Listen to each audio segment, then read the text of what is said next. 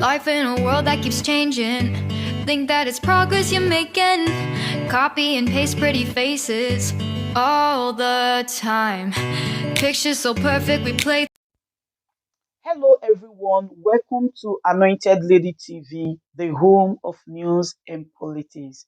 If it is your first time in this channel, you are highly welcome. Thank you so much for stopping by. And if you like what we do on this channel, hit on the subscribe button, also put on the notification bell so you'll be notified by YouTube anytime we drop a new video. And if you are returning subscribers, thank you very much for always coming back to watch our videos. On this platform, we drop videos every day and we react to every video that come our way. And on this very video, I will be watching with you. And after watching, let's go to the comment section and drop our opinion constructively. Like our videos and also share our videos if possible. See you next time in my next. DC's reply to the final address of Labour Party, the first sentence that hits hard, is the argument that civil forfeiture rests on the idea that the property itself committed the crime, not the owner. How can a lawyer seriously argue this while maintaining a straight face? By this argument, it means that there shouldn't be anything like money laundering, because the money wires itself to different accounts till it becomes legit money. That Tinubu that wired all the money, laundered all the money, that the money put itself in his account, that he shouldn't be held responsible. These people should take Nigerians seriously. This is not a joke. These were the kind of statements people made on social media. We were thinking maybe they are ignorant, they don't know the law. No one knew that it came from their councils. And to imagine that this person might become Attorney General tomorrow in Nigeria, no, this is laughable to say the least. By this argument, they are trying to say that a driver cannot be held responsible if the car he is driving hits someone, that the car should be arrested or put in prison. Can you imagine? Why are these people making a mockery of themselves? They don't think of tomorrow, that their reputation might be on the line. Maybe they don't care about their reputation. But lawyers who care about reputation always consider the kind of cases they take. Because you can't just be arguing for arguing's sake. How can you say that a man who steals money or launders money shouldn't be held responsible? Not to talk of the fact that the money in question are proceeds of narcotics trafficking, that the man should never be held responsible for that, that the property seized, which in this case $460,000, is the one that committed the crime. How laughable.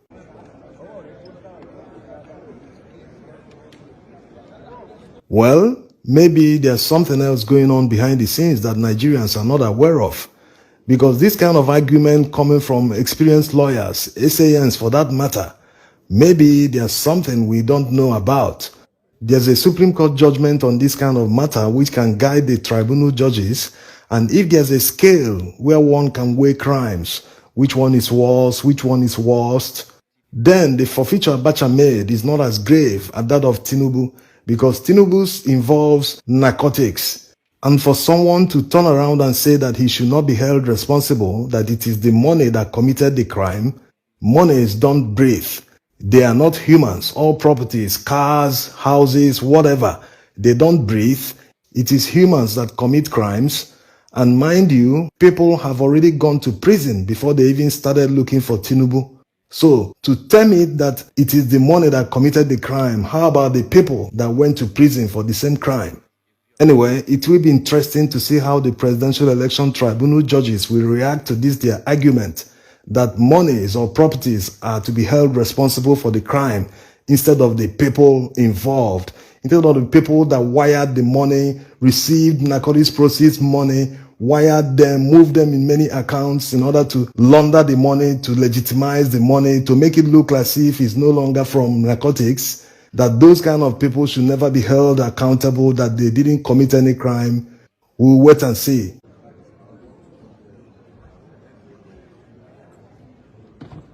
Apart from this line, there are other arguments they made about the forfeiture. Of course, they are shopping for technicalities.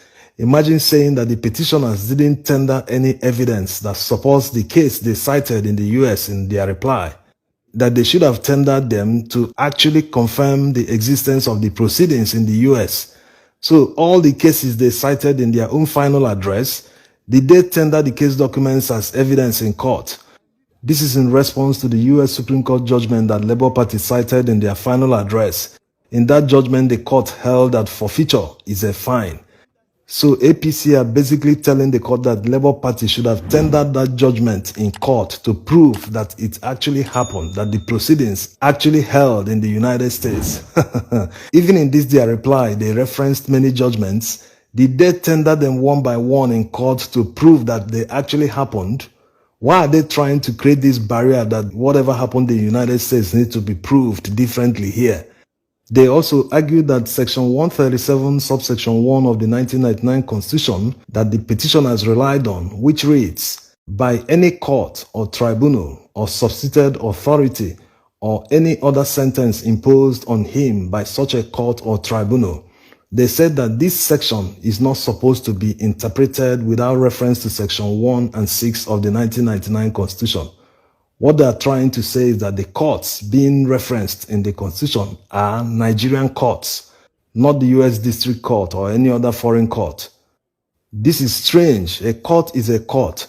When Oboru challenged Ibori on his former conviction in the United Kingdom in the 90s, why didn't the court throw it out and say that foreign convictions are not recognized by the Nigerian Constitution? The court didn't do that. Instead, Ibori was arguing that it wasn't him that went to prison in the UK, despite bearing the same first name, middle name, and surname as the person that went to jail in the UK. So that judgment was based on technicality that they couldn't prove that it was Ibori that went to prison. Not that the foreign courts or their judgment and sentence is not recognized. After all, Oboru was seeking to disqualify Ibori because he has gone to prison as an ex-convict. And it was the same section that Oboru relied on to disqualify Ibori. So it is wrong for APC to argue that the court or tribunal that the drafters wrote in this section means only Nigerian courts. If that's the case, the court wouldn't have entertained the matter at that time because Oboru was talking about a conviction in the UK. So their argument is very strange. Let's even assume that they are correct.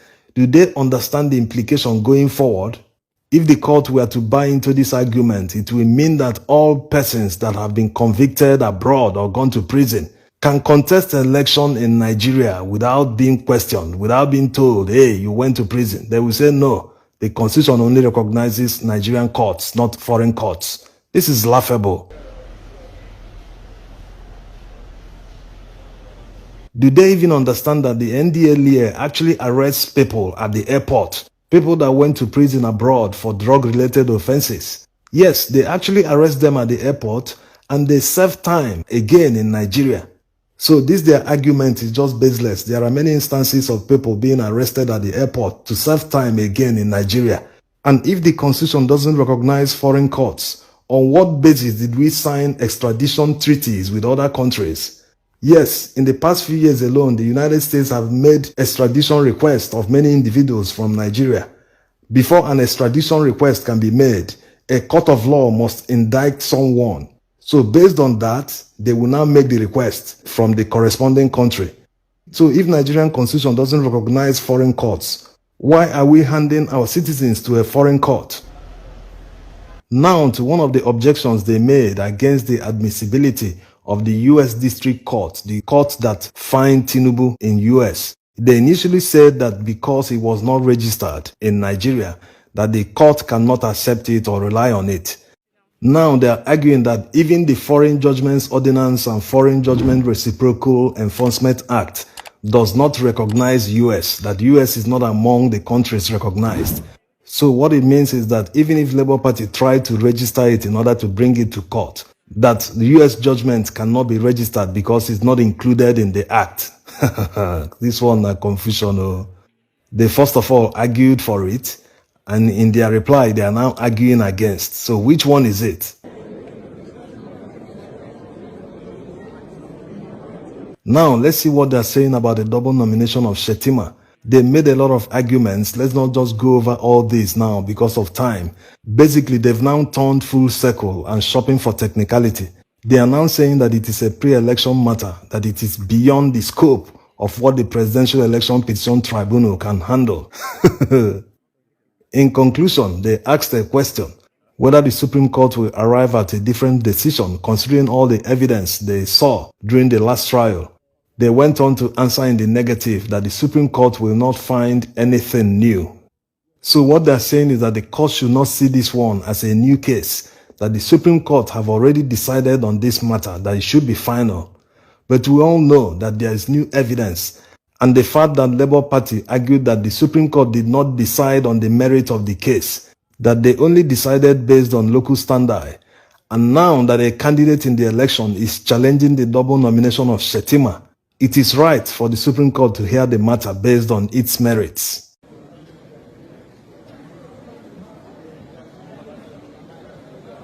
Another interesting one is the 18,000 blood results from IReV. They are arguing that these results were not demonstrated in front of the court. For that reason, they said the court lacks the bias to peruse them in their chambers. Yes, they are looking for another technicality on this one. Remember that Labour Party told the court in their final address to take these blood copies as the results that INEC relied on to collate the entire results. They also made all sorts of arguments to prove that IReV is not really required, that even if the results are not uploaded, that it doesn't prove substantial non-compliance, that the election shouldn't be cancelled based on that. We've covered this extensively, so no need analyzing them anymore. Another funny one is the 25% requirement in Abuja. They made all sorts of arguments that Abuja should be treated as a state. At the end of the day, they still cited a judicial precedent on the Abuja 25% requirement, where the Supreme Court held in Buhari versus INEC 2008 that the "and" is conjunctive. So after arguing against something, they turn full circle and cite a judicial precedent which supports that "and" is conjunctive, which means that after a candidate scores 25% in 2/3 of 36 states of Nigeria, he must still score 25% in Federal Capital Territory. So what are they really arguing? Just like Tinubu's council argued in their first final address that Abuja should be treated as a state, but after Labour Party replied their final address and raised many issues of law to isolate Section 299 of the Constitution, which they argued for, that Abuja should be treated as a state, the Labour Party's reply was so impressive that Tinubu's council changed course when he replied, but with a caveat that 25% is actually required in Abuja, but it is only 25% of 2/3 of the entire votes, not the entire vote. So they are just confused. Or are they intentionally doing all this, hoping on something that we don't know? Time will tell.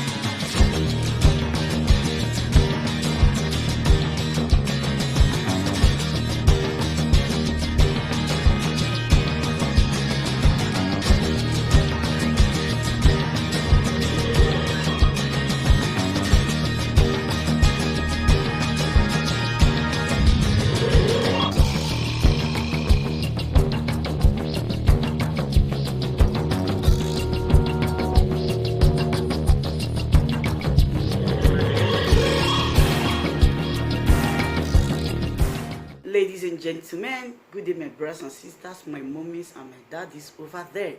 Is your sister again, your doctor, your friend, your girl, Anointed Lady TV.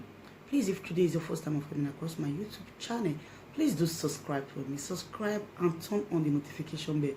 So each time I upload any video, you will be notified. So in this my channel, I will be bringing up many things to you in which you will benefit from it. I do talk show, I do news, anything you want to talk about, I am into it. Please subscribe and turn on the notification bell. So each time I upload any video or each time I'm on live on YouTube, you will be notified. Thank you very much for always being there for me. Please do subscribe for me, and as you do so, God will richly bless you and meet your heart desire. Thank you very much. I love you all. Ladies and gentlemen, good day, my brothers and sisters, my mummies and my daddies over there. Is your sister again, your doctor, your friend, your girl, Anointed Lady TV. Please, if today is your first time of coming across my YouTube channel, please do subscribe for me. Subscribe and turn on the notification bell. So each time I upload any video, you will be notified. So in this my channel, I will be bringing up many things to you in which you will benefit from it. I do talk show, I do news, anything you want to talk about, I am into it. Please subscribe and turn on the notification bell.